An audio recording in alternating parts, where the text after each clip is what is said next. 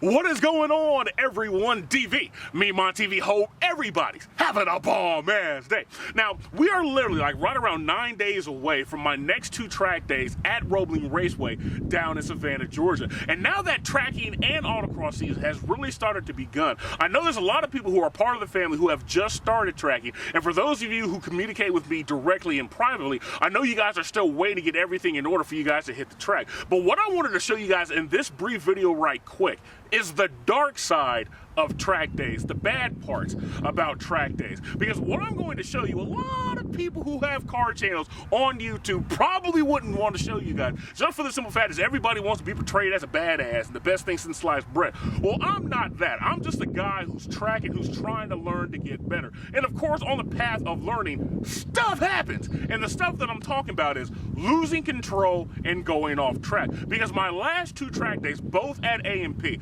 both of those events led to me losing control of my car. Now, I'm going to start with the one that happened literally 2 weeks ago at my last track day at A&P. And the reason why I want to start with this one first is because this one is the most relevant of the 2 I'm going to show you. Check this out.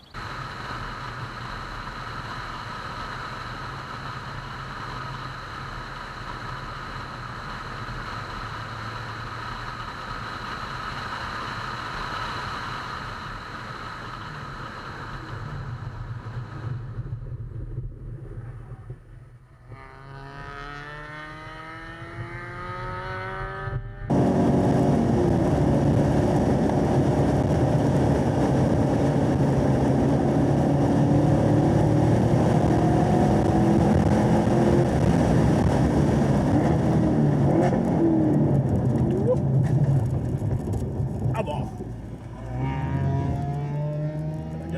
Yeah, back on.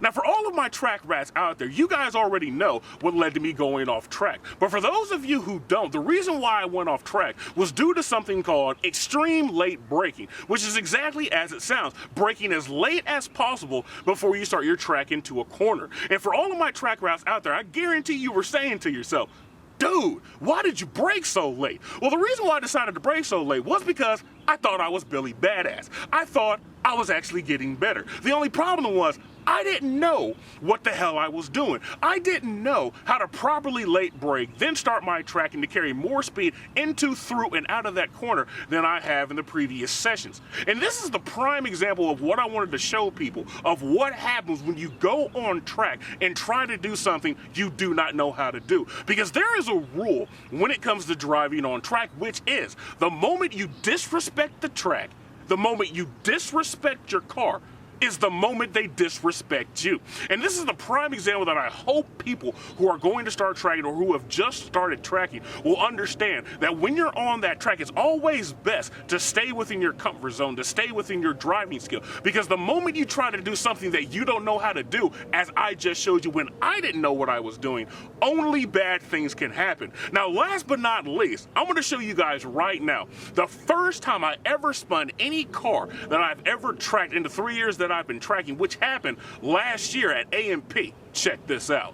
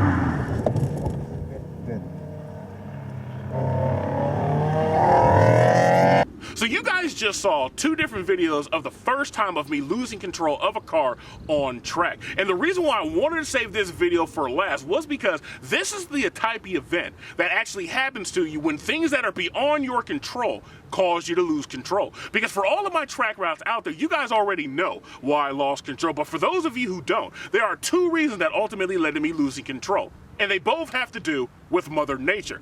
Number one, the number one reason that actually led to me losing control was because of a cold track. That track day was in the middle of December up in the mountains of northern Georgia. That day, the outside temperature never rose above 42 degrees. The actual track temperature itself never rose above, I think, like 55. So basically, throughout the entire duration of that track day, the track was cold. And the number two reason that caused me to spin was because of cold tires. Because that actually happened on my one of two warm-up laps of my second session with my instructor. That incident actually happened right around 9:30 when the track temperature itself was only right around 38 degrees, which was literally just above freezing. So when you combine cold tires with a cold track, you are not going to have any grip whatsoever. And for those of you who are paying attention to the PDR footage that I showed you in the second video, you will see why I was going so slow. Because for everybody out there, I'm going to end this video by simply saying this. As every instructor and every event host will tell you,